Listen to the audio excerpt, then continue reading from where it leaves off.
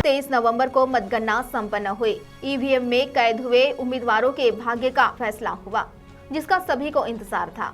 वरोरा भद्रावती विधानसभा क्षेत्र में उम्मीदवार करण देवतले ने जीत हासिल की और उनकी इस जीत पर भद्रावती में भारतीय जनता पार्टी युवा मोर्चा की ओर से पटाखों की आतिशबाजी कर जश्न मनाया गया। इस दौरान कार्यकर्ताओं में आनंद झलक रहा था। इस मौके पर भाजपा के अमित गुंडावार, अशोक हजारे, प्रवीण सातपुते, युवराज खामनकर, अनंत महाराज, मोनू परथे, गोपाल गोस्वाड़े आदि की मौजूदगी थी। इस दौरान भारतीय जनता पार्टी के महाराष्ट्र प्रदेश उपाध्यक्ष युवा मोर्चा अमित गुंडावार ने अपनी प्रतिक्रिया दौरान क्या कहा, आइए सुनते हैं।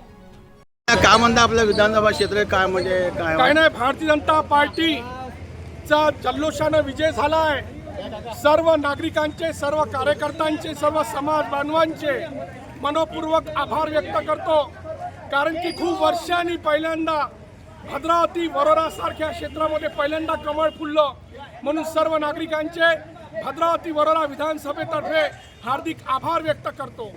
कारण की लोकांना जातीपाती धर्माच्या पलीकडे एक विश्वास निर्माण करायचा होता।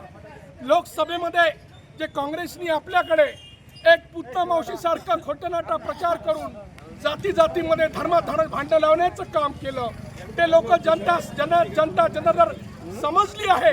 म्हणून महाराष्ट्रामध्ये भारतीय जनता पार्टी महायुतीला बहुमत मिळालेलं आहे। पर भारत माता की जय। हे आमचे बंधू असून, आमचे मित्र असून, पहिल्यांदा महाराष्ट्रामध्ये सगळ्यात कमी वयाचा जर उमेदवार असेल करण भाऊ देवतळे आहे। परंतु चंद्रपूर जिल्ह्यामध्ये जो तो वहीं भाजपा ज्येष्ठ नेता अशोक हजारे ने भी इस समय अपनी प्रतिक्रिया दी। यंदा युवा म्हणजे उमेदवार निवडून आलेला काय सांगाल आपण? आमचा जो कॅन्डिडेट निवडून महायुतीचा कार्यकर्ता पदाधिकारी जो उभा होता, महायुतीकडून जे भाजपा आणि महायुतीकडून जे उभे होते कारण संजयजी देवतळे, हे आमच्या भारतीय जनता पक्षासाठी जे पहिल्यांदा निवडून आलेलं या विधानसभा क्षेत्रात या सर्व याच्यामध्ये सर्व कार्यकर्त्यांची, पदाधिकारी, महिला भगिनींची, जे पक्षाचे पदाधिकारी आणि युतीचे पदाधिकारी आहे, या सर्वांचं श्रम याच्यात यश मिळालं आणि आमचा करण हा प्रचंड माझ्या ठिकाणी निवडून आलेला आहे। आणि भविष्यात आम्ही त्यांच्याकडून विश्वास ठेवतो, आमच्याकडून त्याचा विश्वास आहे की आमच्या विधानसभा क्षेत्रातील जे काही ज्वलंत प्रश्न आहेत ते त्या प्रश्नांना सोडवतीलच आणि त्यांचा भैयासुद्धा त्यांना साथ देतील। आम्ही कार्यकर्ते त्यांना साथ देऊ, ज्या समस्या राहिलेल्या आहेत त्या सोडवण्याकरता आम्ही कार्यकर्ता बंधू सर्व त्यांना सहकार्य करू।